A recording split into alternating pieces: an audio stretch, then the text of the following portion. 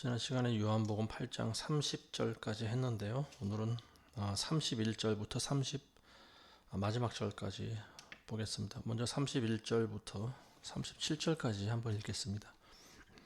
그때 예수께서 자기를 믿은 그 유대인들에게 말씀하시기를 너희가 내 말에 거하면 참으로 나의 제자가 되고 진리를 알게 되리니 그 진리가 너희를 자유롭게 하리라고 하시더라. 그들이 주께 대답하기를 우리는 아브라함의 씨요 아직껏 아무에게도 노예가 되지 않았는데 어떻게 너희가 자유롭게 되리라고 말하는가 라고 하니 예수께서 그들에게 대답하시기를 진실로 진실로 내가 너희에게 말하노니 죄를 짓는 자는 누구나 죄의 종이니라. 종은 집에서 영원히 거하지 못하나 아들은 영원히 거하느니라. 그러므로 만일 아들이 너희를 자유롭게 하면 참으로 너희가 자유롭게 되리라. 너희가 아브라함의 씨인 것을 내가 아노라. 그러나 너희가 나를 죽이려고 하는 것이 내 말이 너희 안에 있을 곳이 없기 때문이다. 여기까지 한번 살펴보겠습니다. 31절에 보면 예수님께서 자기를 믿은 그 유대인들에게 말씀하시기를 이렇게 나와 있습니다. 그냥 유대인이 아니고 자기를 믿은 유대인들이다 이렇게 이야기를 하고 있죠. 내가 예수님을 메시아로 인정합니다. 믿겠습니다. 예수님이 하나님의 아들이신 것을 내가 믿겠나이다. 이렇게 자기를 따르는 유대인들에게 말씀하신다라고 하는 거예요. 근데 이제 이따가 나오겠지만 믿겠다고 따르는 자들 가운데서도 사실은 마귀의 종들이 있다라고 하는 것을 이제 우리가 알 수 있는데요. 예수님께서 이제 그런 부분에 대해서 자세하게 설명해 주십니다. 너희가 내 말에 거하면 내 제자가 되고 그리고 진리를 알게 될 것이다. 그리고 그 진리가 너희를 자유롭게 하게 할 것이다. 이런 말씀하십니다. 종이다. 다른 말로 노예라고 하는 말입니다. 종이나 노예는 같은 의미를 가지고 있어요. 자신의 어떤 독단적인 행동이 사실은 용납이 되지 않는 그런 존재들이 바로 종과 노예들입니다. 이 종과 노예는 누군가에게 속박당해 있고요. 누군가에게 얽매여 있습니다. 그 주인의 명령에 따라서 움직이는 존재들이 바로 이 종이라고 하는 거죠. 근데 사람들은 자기가 노예라고 하는 사실을 인정하기 싫어해요. 당신은 노예입니다. 그러면 좋아할 사람이 누가 있겠습니까? 내가 무슨 노예냐? 내가 무슨 종이냐? 나는 자유인이다. 나는 내 생각대로 움직이고 난 내 판단대로 행동한다. 많은 사람들이 그렇게 생각하고 있어요. 근데 예수님이 하시는 말씀은 뭐냐? 누구든지 죄를 짓는 자는 다 죄의 종이다라고 하는 거죠. 유대인들이 그 말을 들었을 때 이해를 하지 못합니다. 우리는 아브라함의 자손들인데 우리가 언제 노예가 되었느냐? 우리는 노예가 아니다. 절대 종이 아니다. 그랬더니 예수님께서 너희가 만일 아브라함의 자손이라면 너희가 내 말을 들을 것이다. 근데 너희는 내 말을 듣지 않는도다. 그런 말씀하십니다. 내 말이 들어갈 틈이 없다라고 하는 말입니다. 이미 그 안에 세상이 꽉 들어차 있는 사람들에게는 예수님이 들어올 자리가 없다라고 말씀하시는 것과 똑같습니다. 그래서 예수님이 그런 비유도 말씀하셨는데 부자가 천국 가는 것이 낙타가 바늘구멍으로 들어가는 것보다 더 어렵다. 그런 말씀 하셨습니다. 32절에 보시면은 너희가 내 말에 거하면 내 제자가 된다. 그러니까 예수님의 제자가 된다라고 하는 것은 뭡니까? 곧 예수 그리스도의 말씀 안에 거한다라고 하는 거죠. 그리고 그 말씀은 그 말씀을 믿고 받아들이는 사람들에게 자유함을 준다라고 하는 말입니다. 이것이 곧 진리가 우리를 자유케 한다라고 하는 말입니다. 그리고 진리는 곧 예수님 자체가 되시기도 하죠. 예수님에게만 진리가 있습니다. 이거는 명확한 사실입니다. 다른 곳에서는 구원이 없다라고 분명히 나와 있어요. 천하 인간에게 구원을 얻을 만한 다른 이름을 우리에게 주신 적이 없습니다. 많은 초대교회 사도들이 굳건하게 믿었던 말씀이 바로 이 말씀입니다. 그래서 이 사람들은 가는 곳마다 죽음을 각오하고 예수 그리스도를 전하고 다녔습니다. 지금도 마찬가지예요. 그 본질은 바뀌지 않습니다. 진리는 곧 예수님입니다. 다른 곳에는 진리가 없어요. 다른 곳에는 구원이 없습니다. 다른 곳에는 생명이 없어요. 영원한 길과 진리와 생명을 우리에게 주시는 분은 바로 예수 그리스도를 통해서만이 가능합니다. 이 말을 만일 어느 교회에서든지 이 말을 하지 않는다 그러면 그 교회에서 당장 나오시기 바랍니다. 거기는 교회가 아니에요.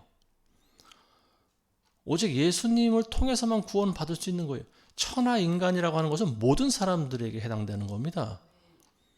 모든 사람들이에요. 사람들이 나뉠 수가 없어요. 불교를 믿는 사람, 무슬림을 믿는 사람, 아니면 캐톨릭 교도들, 아니면 개신교 신자들, 이게 각각 전부 세상이 나뉜 것이 아니에요. 자기네들이 믿는 바는 전부 다르겠지만, 그러나 하나님은 한 하나님이시고, 그리고 모든 인간 세상은 하나님이 주관하고 계십니다. 그리고 하나님 앞에 우리는 언젠가는 서야 됩니다. 근데 예수님을 통하지 않고서는 하나님께 갈 수가 없는 거예요. 이것이 명백한 진리입니다. 그리고 이걸 분명히 확실하게 언제라도 목사들은 말을 할 수 있어야 됩니다. 다른 곳에는 구원이 없습니다. 승려 앞에서도 이야기를 할 수 있어야 돼요. 불상을 섬긴다고 구원받지 못합니다. 스스로 돌을 닦는다고 구원받지 못합니다. 아무리 애를 써도 우리는 영생을 받을 수가 없습니다. 오직 예수 그리스도를 통해서만 우리는 하늘나라에 올라갈 수가 있습니다. 이게 절대적인 진리인 거예요. 그래서 그 진리가 너희를 자유케 한다라고 하는 거죠. 자유케 된다라고 하는 의미가 뭘까요? 그 당시 유대인들은 물론 로마의 속국이기도 했지만요. 그 당시 유대인들이. 근데 이 사람들은 먼저 그 율법에 얽매여 있는 사람들이었다라고 하는 거죠. 율법. 하나님께서 율법을 주신 이유는 사람답게 살라고 주신 거 아니겠습니까? 근데 율법의 본질은 예수님이 말씀하신 바와 똑같은 거예요. 결국은 사랑입니다. 근데 유대인들이 세월이 흐르면서 어떻게 됩니까? 율법의 종이 되어버린 거예요. 본질을 깨닫지 못하고 오히려 율법의 종이 되어버린 거죠. 이 사랑이 배제된 율법의 형식과 그리고 그에 따른 정죄만 남게 되었다라고 하는 거죠. 그래서 예수님께서는 율법을 잘 지킨다고 하는 그런 서기관과 바리새인들, 율법사들 이런 사람들을 오히려 예수님이 더 미워하셨다라고 하는 거죠. 우리가 예수님을 진정으로 만나면요, 진리를 알게 됩니다. 그리고 예수님이 우리를 자유케 하시는 분이시구나라고 하는 사실을 깨닫습니다. 그게 바로 진리가 우리를 자유케 하는 거예요. 이 예수님에 대한 진리가 없는 사람들, 예수님이 우리 안에 없는 사람들은요, 항상 무언가에 얽매여 있습니다. 속박당해 있어요. 자유함이 없다라고 하는 거예요. 율법적인 종교인들은 이런 생각을 하겠죠. 내가 오늘 주일인데 교회 안 가면 혹시 지옥 가는 거 아닌가? 벌 받을 수도 있어. 물론 이러한 마음이 뭐 전혀 잘못됐다라고 하는 건 아니죠. 그렇지만 뭔가 자유함이 없다라고 하는 거죠. 아니면 뭐 어떤 사람들은 그런 생각을 또 합니다. 토요일이 안식일인데 왜 우리는 주일날 예배를 드리지? 단편적인 지식만 가지고 있는 사람들은 이런 무언가에 자기가 가지고 있는 지식에 자꾸만 얽매이고 있다라고 하는 거죠. 이게 바로 율법적인 종교인들을 이야기하고 있습니다. 예수님께서 오셔서 개혁을 일으키신 부분이 바로 이런 거예요. 너희는 이제 더 이상 종이 아니다. 율법도 너희를 더 이상 올가맬 수 없다. 너희는 오직 나를 믿어라. 이 말씀이지 않습니까? 왜냐하면 예수님은 하나님과 같은 본체시고 그리고 하나님의 독생자시잖아요. 그리고 예수님을 통해서 영생에 이른다고 예수님이 말씀하시지 않습니까? 그러니까 더 이상 죄의 종노릇을 하지 말라고 예수님이 이 땅에 오신 거예요. 그러니까 나를 믿는 자는 누구나 아버지 앞에 올 수 있다라고 하는 거죠. 그리고 아버지를 본 것이다. 이렇게까지 예수님께서 말씀하십니다. 근데 많은 사람들이 속박당해 있어요. 자기 생각이 결국은 자기를 올가매고 있는 그 올가미가 됩니다. 사람들마다 그런 생각들을 다 하고 있는데요. 결국은 이제 그런 것을 우리가 뭐라고 부르냐면 고정관념이라고 합니다. 이 종교인들이 가지고 있는 고정관념, 이게 무시무시한 거죠. 무슬림들 한번 보십시오. 그 사람들 얼마나 완고하고 또 때에 따라서 무섭습니까? 자기네들 교리에 반대하는 사람들을 그냥 무자비하게 칼로 목을 쳐서 날려버리는 사람이 바로 이 무슬림들 아닙니까? 왜 사람들이 왜 그렇게 변했을까요? 어릴 때부터 그런 교육을 받으면서 자라왔기 때문이겠죠. 그리고 그 사람을 지배하는 것이 그 사람의 생각입니다. 그리고 그 사람의 영혼을 지배하는 것이 바로 사탄, 마귀라고 하는 거죠. 그래서 예수님이 하신 말씀은 뭐냐면은 누구든지 죄를 짓는 자마다 죄의 종이다. 너희가 나를 믿는다고 하지만 너희가 나를 죽이려고 하기 때문에 너희는 마귀의 종이다라고 하는 거죠. 우리 인간들은 이 세상에 태어나면서부터 사탄의 종으로 태어납니다. 사탄의 종인 거예요, 모두가 다. 왜냐하면 이 세상에 있는 모든 권세를 사탄이 장악을 하고 있기 때문에 그렇습니다. 그래서 이 사탄은요, 이 세상 시스템을 완전히 하나님을 믿지 못하는 그런 시스템으로 만들어 버립니다. 그래서 어린아이들이 자랄 때부터 교육을 시킵니다. 유치원 때서부터 초등학교, 중학교, 고등학교, 대학교.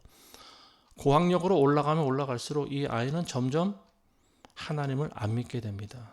그리고 하나님을 만나지 못하게 됩니다. 그러니까 이 세상 교육이라고 하는 것이 절대로 하나님을 만나지 못하게 하는 것이 사실은 이 세상 교육이라고 하는 거죠. 과학 같은 것을 배운 아이들은요, 하나님을 점점 믿기 힘듭니다. 왜냐하면 하나님이 말씀으로 이 세상을 창조했다라고 하는 것이 과학책에는 전혀 나오지 않기 때문에 그래요. 그래서 이 아이들이 배우는 건 뭡니까? 결국 이런 학문을 내가 공부를 열심히 하는 이유는 남을 짓밟고 올라서야 되기 때문에 이것이 뭡니까? 곧 약육강식 아니겠어요? 상대를 죽여야 내가 살 수 있다라고 하는 거죠. 그래서 이러한 세상 교육을 받은 인간들에게 있어서 하나님과 같은 존재가 있는데 그게 뭐냐? 바로 물질입니다. 그게 돈이고 물질인 거예요. 그래서 사람들은 눈에 보이는 것만 계속 추구하고 살아갑니다. 무에서 유가 창조되었다는 것을 절대로 믿지 못하는 거죠. 심지어는 목사들조차도 목사 안수를 받은 사람이라고 저는 표현할게요. 목사 안수를 받은 사람들조차도 창세기 1장을 반만 믿는 사람들이 있는 것 같아요. 보니까 창조에 대한 그런 부분들은 전부 과학적인 지식으로 대체해버립니다. 하나님 말씀을 안 믿고 오히려 스티븐 호킹이니 아인슈타인이니 이런 사람들이 하는 말 그런 것들을 더 중요하게 믿는 것 같아요. 보니까 결국 이건 뭐냐? 믿음이 없다라고 하는 거예요. 반쪽짜리 하나님을 믿는 거죠. 하나님을 대체한 사람들이 보여주는 열매가 뭡니까? 배교인 거예요. 배교. 다른 신도 인정해야 된다는 거 아니겠습니까? 그러니까 하나님의 입장에서 보면 그 사람들이 전부 믿는다고 하지만 사실은 믿음이 없는 거죠.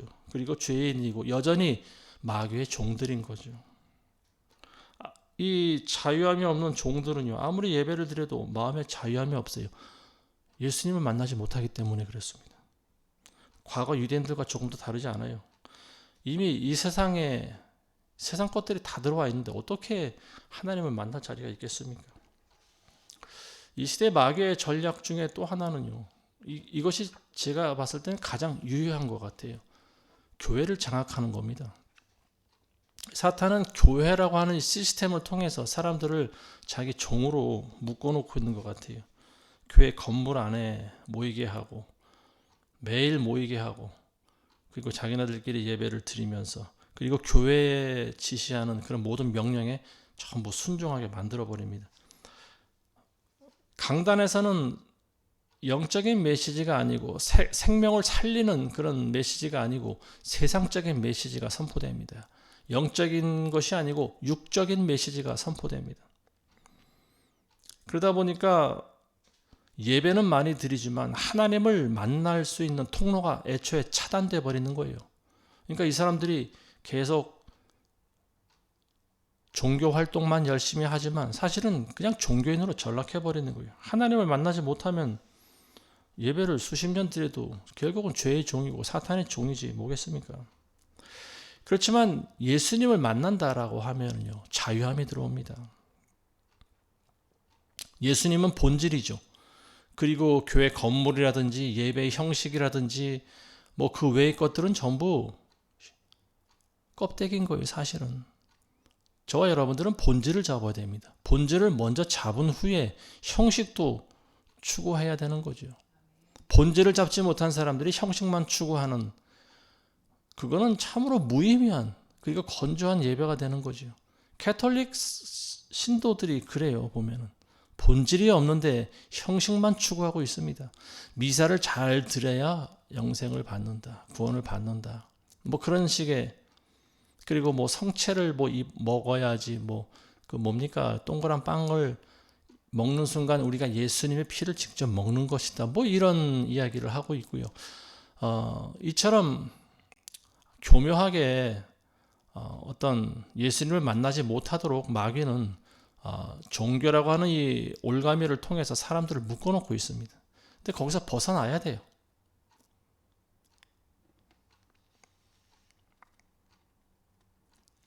우리가 예수님과 함께 한다면요, 예수님의 말씀을 믿는다라고 하면 예수님이 우리 안에 들어와 있는 것과 똑같습니다. 그리고 우리가 예수 그리스도 안에 거하는 겁니다. 이런 관계가 되는 거예요.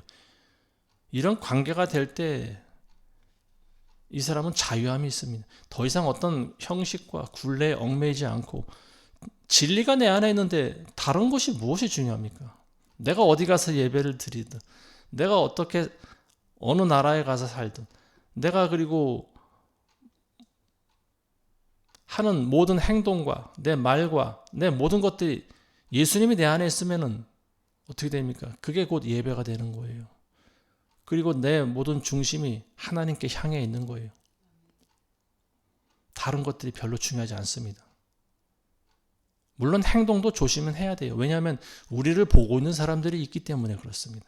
근데 그 사람들이 우리 행동을 보고 저 사람은 잘 믿는 사람인 것 같은데 왜 저렇게 행동하지? 이렇게 시험에 들 수가 있어요. 그럴 때는 우리가 그 사람들에게 맞는 그런 언행을 또 보여주는 것도 중요한 거죠. 사실은 어린아이에게 맞는 그런 믿음도 우리가 배제는 할 수 없는 거예요. 그렇지만 정작 본인에게 있어서 가장 중요한 것은 본질입니다. 예수 그리스도가 내 안에 있느냐 없느냐, 그리스도의 진리가 나를 자유케 하고 있느냐 없느냐, 이걸 말씀하고 있는 거죠. 예수님께서는 우리가 그 어느 것에도 묶여 있거나 매여 있는 종이 아니고 자유인이 되기를 원하십니다. 38장부터 42절까지 보겠습니다.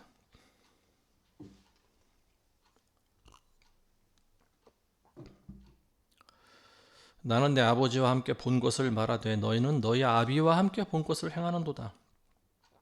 그들이 대답하여 주께 말하기를 아브라함은 우리의 조상이라고 하니 예수께서 그들에게 말씀하시기를 너희가 아브라함의 자손이었다면 아브라함의 일을 행하였으리라. 그러나 이제 너희는 하나님께로부터 들은 진리를 너희에게 말한 사람인 나를 죽이려고 하는도다. 아브라함은 이렇게 하지 않았도다. 너희는 너희 아비의 일들을 행하는도다 라고 하시니라. 그때 그들이 주께 말하기를 우리는 음행을 통하여 나지 아니하였으며 우리에게는 한 분 아버지가 계시니 곧 하나님이시라고 하니 예수께서 그들에게 말씀하시기를 하나님이 너희 아버지라면 너희는 나를 사랑하리라. 이는 내가 아버지 하나님께로부터 나와서 여기 왔으며 나 스스로 온 것이 아니요 그분이 나를 보내셨음이라. 예수님께서는 유대인들에게 계속 자신을 어필하셨죠. 나는 내 스스로 온 것이 아니고 하나님이 보내서 왔다.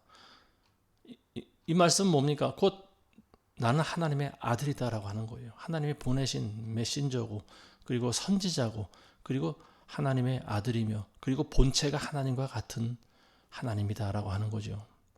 근데 이 말을 예수님이 전하셨을 때 받아들인 유대인들이 거의 없었다라고 하는 말입니다. 너희가 아브라함의 너희의 조상이라고 계속 주장을 하는데 너희가 만일 아브라함의 자손이라고 하면은 너희는 나를 믿고 따랐을 것이다. 그리고 나를 사랑했을 것이다. 이런 말 하지 않습니까? 아브라함은 이렇게 하지 않았다라고 하는 거죠. 아브라함은 너희처럼 하지 않았다라고 하는 거죠. 아브라함이 하나님과 독대를 한 적이 있었죠. 하나님이 두 천사와 함께 이 땅에 강림하셨습니다. 인간의 몸을 입고 강림하셨어요. 아브라함을 찾아갔을 때 아브라함이 그들을 어떻게 합니까? 극진히 대접을 합니다. 그 밑에 꿇어 엎드려서 절을 하고 그들을 영접합니다. 자기 집으로 영접을 해서 빵을 구워서 대접하고 우유를 짜서 젖을 짜서 드리고 또 소를 잡아서 고기를 대접합니다. 그리고 하나님과 독대를 합니다. 하나님 말씀에 경청을 합니다. 이게 아브라함의 모습인 거죠. 근데 지금 유대인들은 어떻습니까? 하나님을 대하는 모습이, 그 태도와 행동이 어떻습니까? 지극히 불손하게 그지없는 거예요. 네가 무슨 하나님의 아들이냐? 네가 무슨 메시아냐? 네가 무슨 그리스도냐? 너는 목수의 아들 아니냐? 심지어는 너는 귀신 들린 것이 옳도다. 너는 귀신 들렸다. 너는 바알세불의 너는 왕이다. 뭐 이런 식의 이야기를 하고 있는 거죠. 43절입니다. 어찌하여 너희는 내 말을 깨닫지 못하느냐? 이는 너희가 나의 말을 들을 수 없기 때문이다. 너희는 너희 아비 마귀에게서 나와서 너희 아비의 정욕을 행하고자 하는도다. 그는 처음부터 살인자였으며 진리 가운데 거하지 아니하였으니 이는 자기 안에 진리가 없음이라. 그가 거짓말할 때는 자신에게서 우러나와 한 것이니 이는 그가 거짓말장이요 또 거짓말의 아비이기 때문이다. 내가 진리를 말함으로 너희가 나를 믿지 아니하는도다. 어찌하여 너희는 내 말을 깨닫지 못하느냐? 예수님은 굉장히 답답하셨던 것 같습니다. 유대인들에게 계속 당신의 정체에 대해서 설명을 해줘도 받아들여지지 않는 거예요. 유대인들은 계속해서 자기들이 아브라함의 자손이다라고 하는 말만 되풀이합니다. 근데 예수님께서는 그래, 너희가 아브라함의 육적인 자손은 맞다. 그렇지만 너희 영적인 아비는 마귀다. 지금 예수님 그런 말씀하십니다. 왜냐하면 예수님의 말씀을 알아듣지 못하기 때문인 거예요. 너희가 아무리 혈통적으로 아브라함의 자손이라 할지라도 지금 내가 하는 말을 알아듣지 못하고 있는 너는 마귀에 얽매여 있는 마귀의 종이다라고 하는 거죠. 이 사람들이 왜 듣지 못할까요? 듣지 못하는 이유는 들을 수가 없다라고 하는 거예요, 애초에. 왜냐하면 마귀 자식들은요, 마귀가 시키는 대로 하기 때문에 그렇습니다. 예수님께서 여기서 보면은요, 마귀의 속성에 대해서 말씀하고 계시는데, 마귀는 거짓의 아비라고 하는 거예요. 그는 처음부터 살인자였고 진리 가운데 거하지 아니하였다. 이런 말씀하십니다. 모든 마귀는 거짓말의 아비다. 거짓말의 원조라고 하는 거예요. 이 마귀는 에덴 동산에서 아담과 하와를 유혹했죠. 그래서 선악과를 따먹어서 죄를 짓게 만들고요. 이후로도 인간들에게 계속 밀접하게 역사에서 미혹을 시켜버립니다. 그리고 그들에게 어떤 하나님을 알지 못하게 만들도록 원천적으로 차단을 해버립니다. 계속해서 거짓말을 하는 거예요. 이 세상은 하나님이 창조한 것이 아니야. 이 세상은 우연히 생겨났어. 이 세상에는, 이 우주는 우연히 우주 먼지가 돌아다니다가 그게 서로 뭉쳐져서 뭐 별들이 되고 또 뭐 태양이 되고 뭐 이런 식의 말도 안 되는 그런 그야말로 구연동화 같은 이야기를 만들어냈는데요. 근데 더 웃긴 것은 뭐냐? 오늘날 모든 사람들이 그걸 믿는다라고 하는 말입니다. 그 사실을 믿는다라고 하는 거예요. 그러니까 그 사람들은 뭡니까? 아무리 이 세상에서 많은 석박사 학위를 가진 사람이라 할지라도 그러한 사실을 믿는 사람들은 뭐예요? 엄청난 고정관념에 사로잡혀 있는 사람이죠. 스스로 속고 있는 거죠. 자기가 배운 지식에 지금 노예가 되어 있는 사람들입니다. 그래서 그들은 결국은 죄의 종이라고 하는 거예요. 하나님을 모르는 상태로 계속 살다 보면 계속 죄를 짓게 되는 결과를 가져오는 거죠. 이게 바로 죄의 종입니다. 사단의 종인 거예요.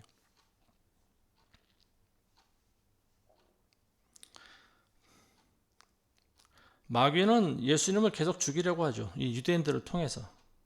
그래서 예수님께서는 너희는 너희 아비 마귀에게서 나서 너희 아비의 정욕을 행하는도다. 마귀가 가지고 있는 정욕은 뭡니까? 예수님을 죽이려고 하는 거죠. 하나님을 대적하는 거죠. 그래서 이 사탄은 예수님을 죽이려고 이 땅에 오셨을 때부터 어린아이였을 때부터 계속 죽이려고 사탄이 기회를 보고 있지 않습니까? 베들레헴에 있는 모든 어린아이, 2살 이하에 있는 어린아이들을 다 죽이죠. 무참하게. 결국은 예수님을 십자가에 못 박는 데 성공을 합니다. 그렇지만 마귀가 깨닫지 못한 것이 있었죠. 그게 뭐냐면 예수님께서 3일 만에 다시 부활하신다는 사건이에요. 예수님이 부활하실 거라고 하는 사실을 마귀는 미처 감지를 하지 못했습니다. 죽였을 때 아마 마귀는 속으로 쾌재를 불렀을 거예요. 자기가 승리했다고 생각했을 거예요. 하나님의 아들을 내가 십자가에 못 박아 죽였다. 예수님은 십자가에 못 박은 많은 공범들이 있었죠. 종교인들이었습니다. 대제사장과 서기관과 바리새인들과 많은 유대인들, 같은 집안 혈족 식구들, 같은 지파 사람들 모두가 다 예수님이 십자가에 죽는 것을 동조한 사람들이었어요. 근데 이 사람들은 예수님을 모르는 거죠. 이 사람이 하나님의 아들이었다는 사실을 적어도 부활하기 전까지는 안 믿었던 사람들입니다. 그렇지만 예수님께서는 3일 만에 부활을 하셨고 그리고 많은 사람들에게 자신을 나타내셨습니다. 그리고 승천하신 다음에 또 성령을 이 땅에 보내셨죠. 오순절 강림 사건 이후로 많은 성도들이 생겨났습니다. 그리고 교회가 생기기 시작했고요. 예수님께서 말씀하신 그 언약하신 대로 또 다른 보혜사를 우리에게 주신 것이 바로 성령입니다. 성령을 통해서 우리는 예수님을 알게 된 거죠. 예수님께서는 계속해서 자신을 어필하시는데요. 근데 절대 진리신 예수님이 이 땅에 오셨을 때 사람들의 반응은 단 두 가지입니다. 하나는 예수님을 영접합니다. 그리고 예수님의 말씀에 순종합니다. 그것도 또 다른 부류는요. 예수님을 죽이려고 합니다. 예수님께 복종하든지 아니면 예수님을 죽이든지 둘 중에 하나예요. 이게 절대 진리를 마주친 사람들이 보여주는 모습입니다. 중간이라고 하는 것이 없어요. 중간 지대는요, 결국 공범자들입니다. 예수님을 죽이려고 하는 것에 동조하는 것과 똑같은 거죠. 46절에서 53절 보겠습니다.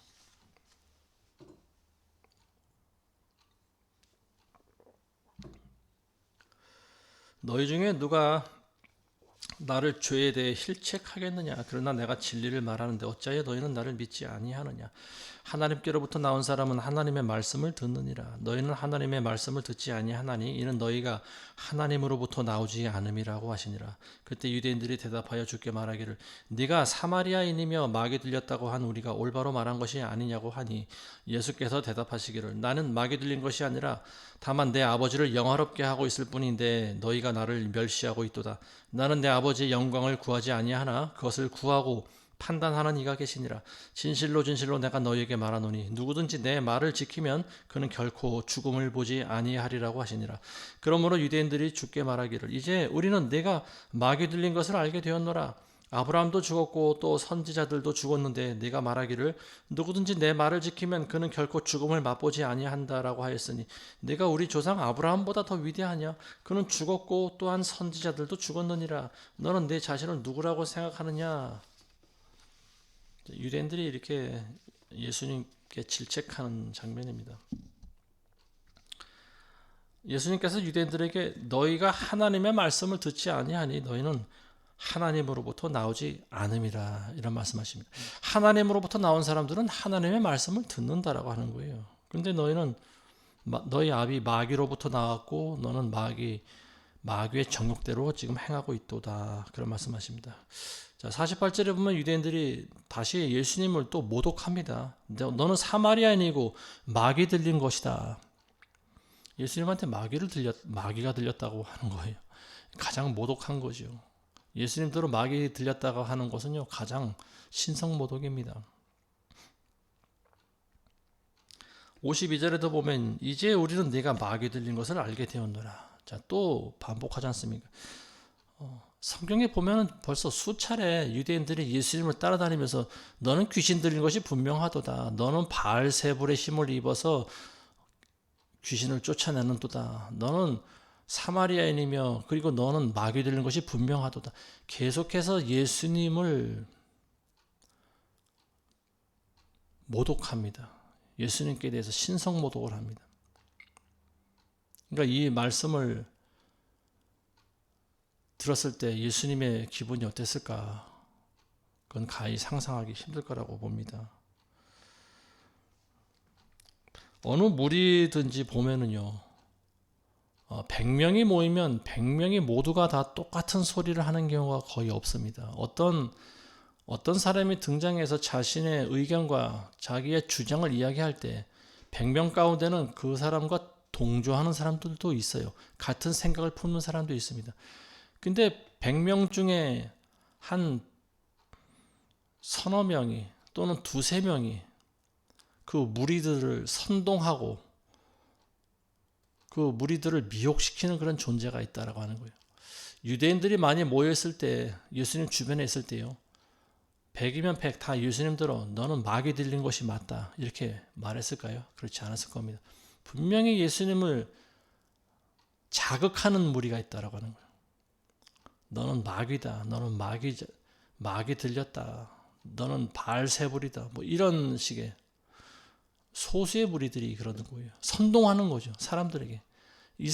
섣불리 예수님에게 너는 마귀 들린 것이 맞도다라고 하는 그런 말을 할 때는요, 많은 용기가 필요합니다.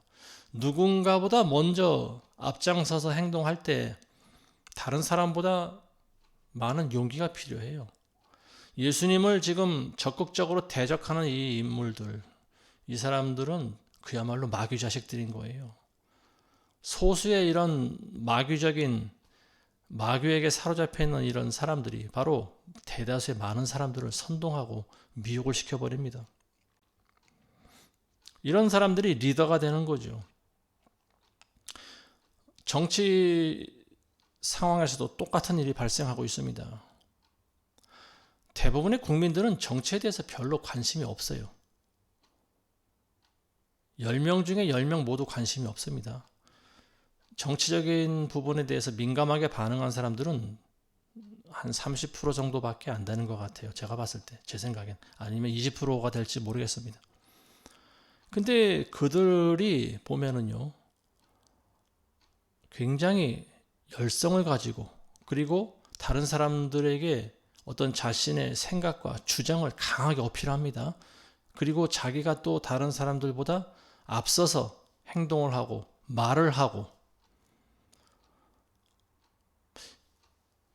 그 좌파들 중에도 보면 그런 사람들이 많이 있어요. 민주당 쪽에 그런 사람들이 많이 있다고 보여집니다. 근데 어쨌든 소수의 사람들이 보면 대다수의 다수의 무리들을 리드해 나간다라고 하는 것은 명백합니다. 많은 사람들은 그냥 끌려다니는 거예요. 리드 당하는 거죠. 그러다 보면 점점 그들과 같은 모양과 색깔을 갖추게 되는 거 아니겠습니까? 예수님을 대적하던 무리들, 그 마귀 자식들인 거예요, 결국은. 예수님께서 뽑으신 12 제자 중에 마귀가 한 명 있었습니다. 가룟 유다죠. 근데 예수님은 가룟 유다가 자신을 팔 거라는 것을 미리 알고 계셨습니다. 근데도 뽑으셨어요. 언젠가 이 부분에 대해서 제가 한번 말씀을 나눈 것 같습니다. 이 가룟 유다라고 하는 사람은 이스카리옷이라고 하는데요, 이스카리옷 지역 출신이다라고 하는 말밖에 나와 있지 않습니다. 대부분 예수님의 제자들을 보면은요, 유대인들은 족보가 명확한 민족 아닙니까? 우리나라도 마찬가지죠. 누구의 아들이다라고 하는 거예요. 심지어는 그 조상의 이름들까지 쭉 언급하고 있어요. 근데 유다는 누구의 아들이라고 하는 그런 언급이 없습니다. 그 조상에 대한 기록이 없어요. 그냥 이스카리옷 출신이다라고만 나와 있어요. 예수님이 가룟 유다의 정체에 대해서 말씀하셨습니다. 마귀라고 그러셨어요. 마귀.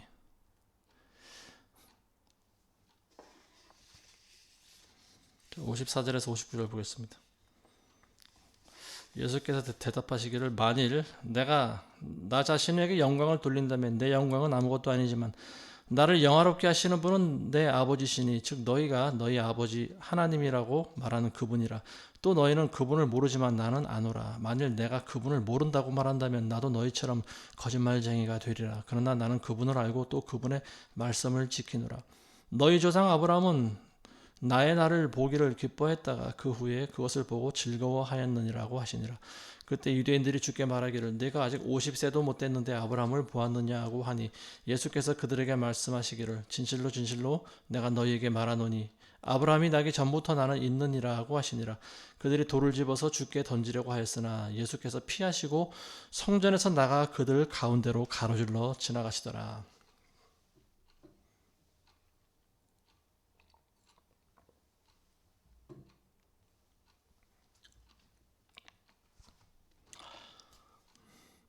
예수님께서는 이제 하실 말씀을 다 하셨어요. 너희가 내 말을 믿지 않고 있는 것은 너희는 하나님으로부터 나온 것이 아니고 너희 아비로부터 왔기 때문이다. 너희가 나를 믿으면 너희가 내 제자가 되고 그리고 진리를 알게 될 것인데 그 진리는 너희를 자유케 할 것이다. 예수님께서 하실 말씀 다 하셨어요. 너희가 아브라함의 자손이면 너희는 나를 영접하고 나를 사랑할 것이다. 근데 너희는 나를 계속 죽이려고 하니 너희는 마귀의 자식들이구나. 예수님께서 말씀을 다 하십니다. 그리고 마지막으로 우리가 읽으신 이 지금 말씀이 뭐냐. 내가 나 자신에게 영광을 돌린다면 내 영광은 아무것도 아니다. 그렇지만 나를 영화롭게 하시는 분은 나의 아버지시다. 너희가 너희 하나님이라고 말하는 바로 그분이다. 나는 내 영광을 내 스스로 드러내지 않는다. 나는 내 영광을 하나님께 돌리려고 이 땅에 왔다라고 하는 말입니다. 그런데 하나님께서는 예수님을 영화스럽게 하신다라고 하는 겁니다. 크리스찬들은 스스로 자기의 이름이나 자기의 명예나 자기의 영광을 드러내려고 해서는 안 돼요. 크리스찬이라고 하는 존재는요, 철저히 하나님의 영광을 위해서 살아가야 되는 존재들입니다. 우리가 그렇게 살아갈 때 하나님께서는 우리를 영화롭게 하신다라고 하는 말입니다. 우리가 스스로 자기가 스스로 나서서 뭐라도 된 듯이 사람들의 존경과 영광을 받으려고 하면 안 됩니다. 우리는 그냥 예수님의 뒤를 따라가는 존재들이에요. 십자가를 지고 그리스도가 가신 길을 걸어가는 존재들입니다. 그리고 우리가 살아가면서 행동하는 모든 행동과 말과 모든 것들이 다 그리스도의 영광을 위해서 살아가야 된다라고 하는 말입니다. 우리 스스로 우리 영광을 구하는 존재들이 아니에요. 우리는 하나님의 영광을 구하는 그런 존재로 살아가야 됩니다. 근데 이제 여기서 아까 우리가 읽으신 말씀 가운데서 예수님께서 알쏭달쏭한 말씀하시는데요. 56절에 보시면은 아브라함에 대해서 언급하십니다. 너희 조상 아브라함은 나의 날을 보기를 기뻐하다가 그 후 그것을 보고 즐거워하였느니라. 유대인들이 계속 자기네들은 아브라함의 후손이라고 말하지 않습니까? 우리 조상은 아브라함이다. 여기서 예수님께서 하신 말씀 뭐냐면 아브라함은 나의 날, 예수 그리스도의 날을 말하는 거죠. 내 날을 보기를 기뻐하였다가 그 후에 그것을 보았다. 그리고 즐거워했다. 이런 말씀하십니다. 성경에 읽어보면 아브라함이 예수님과 만난 적이 있나요? 만난 적이 없잖아요. 근데 이 부분에 대해서 우리가 한 번쯤 깊이 생각해 볼 필요가 있습니다. 예수님은 본체가 하나님이십니다. 아브라함이 하나님을 만난 것이 곧 예수님을 만나신 거예요. 예수님을 만난 겁니다. 인간의 몸을 입고 이 땅에 오신 분이 예수님 아닙니까? 하나님은 영적인 분이시죠. 영으로 인간들에게 나타나실 수가 없습니다. 왜냐하면 그 본체가 그대로 나타나면은요, 다 죽는 거예요. 우리는 죄인이기 때문에 하나님의 영광 앞에 설 수 있는 자가 아무도 없습니다. 그래서 인간의 몸을 입고 최대한 자신을 감추면서 이 땅에 오시는 거죠. 아브라함과 하나님이 독대를 하셨을 때 바로 그와 같은 상황이었습니다. 천사들도 마찬가지고요. 그들이 아마 자신들의 본질을 드러냈다라고 하면 아브라함도 아마 그 자리에서 쓰러져 혼절하든지 죽었을 겁니다. 근데 그렇게 하지 않았어요. 하나님께서는 자신을 갈무리 하셨습니다. 자기의 영광을 갈무리 하고 계셨어요. 예수님인 거예요. 그게 바로 인간의 몸을 입고 오신 것이 바로 예수님이죠. 예수님이 하신 말씀이 바로 그거라고 보여집니다. 아브라함은 나의 날을 보기를 기뻐하다가 그 후 그것을 보고 즐거워하였느니라. 하나님을 직접 한번 만난 적이 있었고요. 그 아브라함에 대한 이야기를 우리가 다시 생각을 해보면요. 아브라함이 하나님으로부터 비로소 믿음을 인정받았던 때가 있습니다. 그게 언제입니까? 자기 독자 이삭을 번제로 하나님께 드릴 때였죠. 하나님께서 내 독자 이삭을 나에게 번제로 바치라고 했을 때 아브라함은 마음에 심한 갈등을 느꼈겠지만 어쨌든 순종합니다. 그리고 자기 아들과 종들을 데리고 그리고 3일 길을 걸어갑니다. 그래서 모리아 땅에 도착을 하는데요. 멀리 이제 하나님이 지시하신 산이 있어요. 그 산 위에 올라가서 자기 자식을 번제로 드려야 되는 거예요. 산 밑에 가서 이제 그 산 위를 바라보면서 아브라함이 생각이 많습니다. 아, 이제 내가 저 산 위에 올라가면 내 아들과 올라가면은 저기서 내 아들을 번제로 드려야 되는구나. 쉽게 올라갈 수가 있을까요? 그 산 위에. 지금까지 3일 동안 내 아들과 계속 같이 걸어왔는데 이 아들, 사랑하는 자기 독자 이삭을 100세에 얻은 이 아들을 자기 손으로 주게 된다라고 하는 사실, 현실적으로 받아들이기 힘들겠죠. 그래서 아브라함이 모리아 땅에 가서 하나님이 지시하신 그 산 밑에까지 갑니다. 그리고 산 위를 쳐다봅니다. 그러면서 머릿속에 많은 생각들이 주마등같이 막 스쳐 지나가겠죠. 근데 그 순간에 아브라함이 그것을 보지 않았나 싶습니다. 하나님께서 아브라함의 눈을 열어주신 거예요. 그게 뭐냐면요.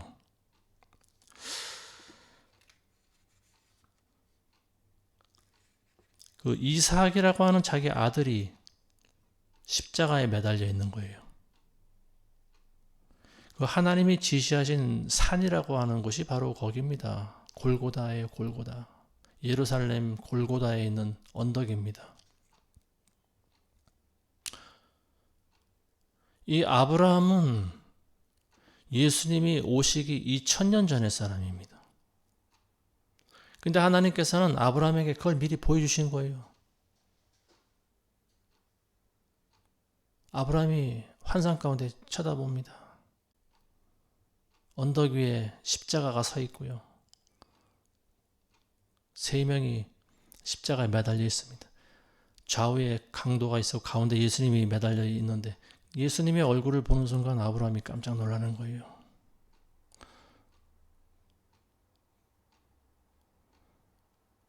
왜냐하면 예수님의 얼굴이 자기 아들과 너무 닮아 있었기 때문에 그래요.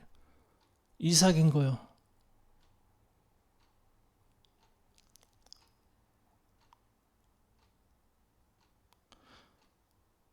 내 아들이 십자가에 매달려 있는 거예요. 물론 이삭의 나이보다 조금 많았을지도 모릅니다. 실제 예수님 나이는. 근데 하나님께서 눈을 열으셔서 그걸 보여주신 거라고 저는 생각을 합니다.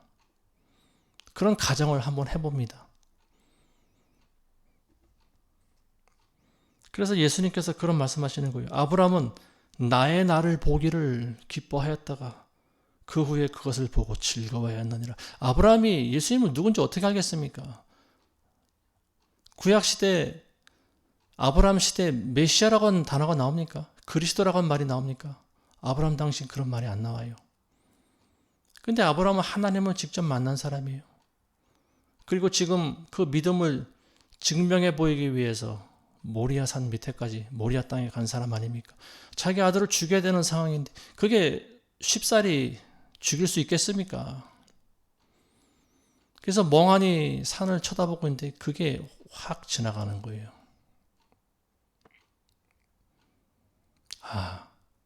아브라함이 깨닫습니다. 저 사람은 하나님의 아들이다. 그리고 지금 내 이삭의 얼굴과 너무나 흡사하게 닮아 있구나. 하나님께서 나에게 이삭을 바치라고 하신 이유가 있겠구나. 아브라함이 그걸 깨달은 겁니다.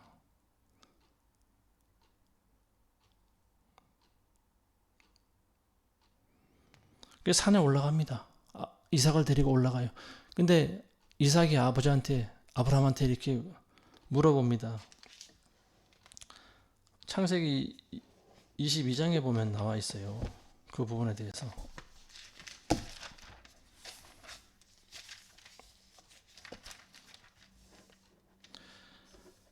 나의 아버지여 하니 아브라함이 내 아들아 내가 여기 있노라. 그가 말하기를 불과 나무를 보소서. 그런데 번제에 쓸 어린 양은 어디 있나이까? 라고 하자 아브라함이 말하기를 내 아들아 하나님께서 자신을 번제에 쓸 어린 양으로 마련하실 것이라 하고 두 사람이 함께 가더라. 여기 말씀하고 있지 않습니까? 불과 나무는 여기 있는데 번제에 쓸 어린 양은 어디 있습니까? 이삭이 물어보는 거예요. 근데 아브라함이 그걸 봤다고 생각을 합니다. 그걸 보여주신 거예요. 2000년 후에 하나님이 독생자를 십자가에 죽이는 그 장면과 지금 내가 이삭을 죽이는 장면과 이게 오버랩이 되는 거예요. 그리고 그 의미를 깨닫게 됩니다. 아, 하나님께서 장차 이렇게 하실 것이구나. 그리고 그가 자신을 들여서 이 세상을 구원하실 것이구나. 아브라함이 그걸 깨닫습니다. 성경에 보면 직접적으로 그리스도를 언급하지도 않고 그리스도를 기다리는 내용도 나와 있지 않아요. 근데 우리는 여기서 아브라함과 그리스도가 만났다라고 하는 사실을 우리가 믿음으로 알아야 된다라고 하는 거죠. 아브라함이 이삭에게 내 아들아 하나님께서 자신을 번제에 쓸 어린 양으로 마련하실 것이다. 이런 말씀하십니다. 어린 양에 대해서 이삭이 물어보니까 그 어린 양이 바로 하나님이다. 이런 말씀하시는 거예요. 하나님께서 어린 양이 되신다라고 하는 말입니다. 이거 굉장히 굉장한 말입니다. 이거 정말로 우리가 받아들이기 힘든 사실이에요. 하나님의 크신 사랑을 우리가 느낄 수 있는 부분이 바로 여긴 거예요. 어떤 신이 우리 인간들을 위해서 자신을 희생하는 신들이 어디 있습니까? 끝없이 가져오라고만 하잖아요. 돈 가져와라, 음식 가져와라, 심지어는 사람을 바쳐라. 계속해서 요구만 하지 않습니까? 세상 신들은요. 그게 전부 마귀들인 거죠. 근데 하나님은 그렇게 하지 않았어요. 오히려 우리를 살리기 위해서 자신을 스스로 어린 양으로 만드셨다라고 하는 거죠. 아브라함이 그걸 봤다고 믿습니다. 저는 환상 가운데 그걸 봤다고 믿습니다. 이삭이라고 하는 존재는 그리스도를 상징하는 인물입니다. 신약에 가서 보면은요, 사도 바울도 이 종의 자식과 자유인의 자식에 대해서 설명을 할 때 이삭을 언급합니다. 그리고 많은 사도들이 아브라함이 이삭을 바치는 것이 하나님께서 자기 독생자 예수 그리스도를 죽게 하신 것이다. 이런 이야기를 하고 있는 거죠. 아브라함이 실제로 그와 같은 일을 행하면서 예수님을 간접적으로라도 만났을 것이다. 저는 그렇게 생각을 합니다. 그걸 보는 순간 확신이 드는 거예요. 아브라함은. 아, 그렇구나. 하나님께서 나에게 독자 이삭을 번제로 드리려고 하는 이유가 있겠구나. 이것이 하나님이 나의 믿음을 시험하는 것이다. 그래서 이삭을 데리고 갑니다. 그리고 묶어서 제단 위에 올려놓고 칼로 찌르려고 하는데 하나님께서 멈추라고 하십니다. 거기까지인 거예요. 죽는 것을 원치 않으셨습니다.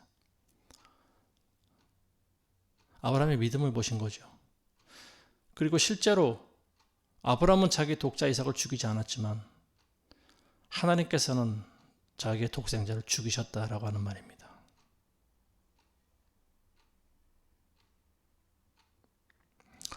아브라함이 그 자식을 죽일 수 있는 용기는요, 거기서 나오지 않나 싶습니다.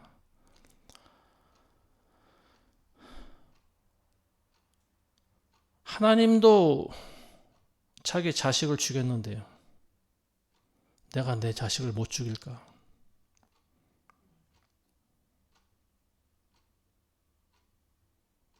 하나님이 하신 행동에 그대로 반영되는 거죠. 하나님께서 심지어 하나님조차 자신의 독생자를 죽여서 우리 인간들의 죄를 사하시기 위해서 자식의 어린 양으로 죽이셨는데 내가 내 자식을 못 죽일까? 용기가 생기는 거예요. 그래서 아들을 데리고 올라갑니다. 내 자식의 목숨보다 더 중요한 것이 뭐겠습니까? 하나님의 명령에 복종하는 거예요.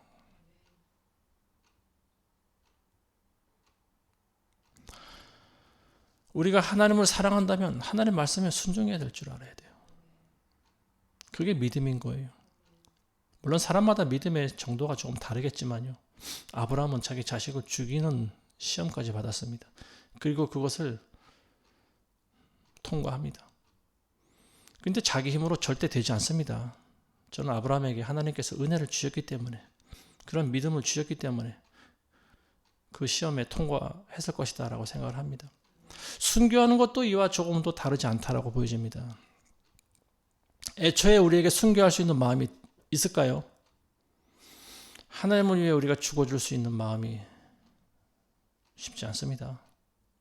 스데반이 돌로 맞아 죽기 직전에 뭘 봅니까? 예수님을 보죠. 하늘을 우러러 봤을 때 예수님이 보좌 위에 서서 자기를 바라보고 계시는 걸 보지 않습니까? 용기가 생기는 거예요. 기꺼이 돌에 맞아 죽습니다. 아브라함도 마찬가지죠. 하나님이 자기 아들을 십자가에 매다는 것을 보고 용기가 생기는 거예요. 그래, 하나님 말씀에 순종하는 것이 그게 옳도다. 그래서 결국 아브라함은 믿음의 조상이 됩니다. 자기 자식을 죽이는 시험에 통과를 하는 거죠. 믿음을 보여야 되는 결정적인 순간이 있습니다. 그때 여러분들 믿음을 보이시기 바랍니다. 죽든지 살든지 하나님이 하라고 하시면 하는 거예요. 우리 힘으로 할 수 있는 일이 아무것도 없습니다. 모든 것이 다 하나님의 은혜예요. 우리는 과거에 전부 마귀의 종들이었습니다. 그렇지만 예수님이 오셔서 하나님께서 자기 아들을 십자가에 죽이셔서 우리를 종의 신분에서 해방시켜 주셨습니다. 우리를 진리 가운데 들어가게 하셨습니다. 그 진리가 우리를 자유케 하고 있는 겁니다. 아니면 우리는 계속해서 세상의 노예가 되어 있을 거예요. 마귀의 종으로 살다가 죽었을 거예요. 여러분들은 자유함이 있는 하나님의 자녀가 좋습니까? 아니면 영원토록 구속당해야 되는 마귀의 종으로 살기를 원하십니까? 당연히 자유함이 있는 하나님의 자녀가 좋지 않겠습니까?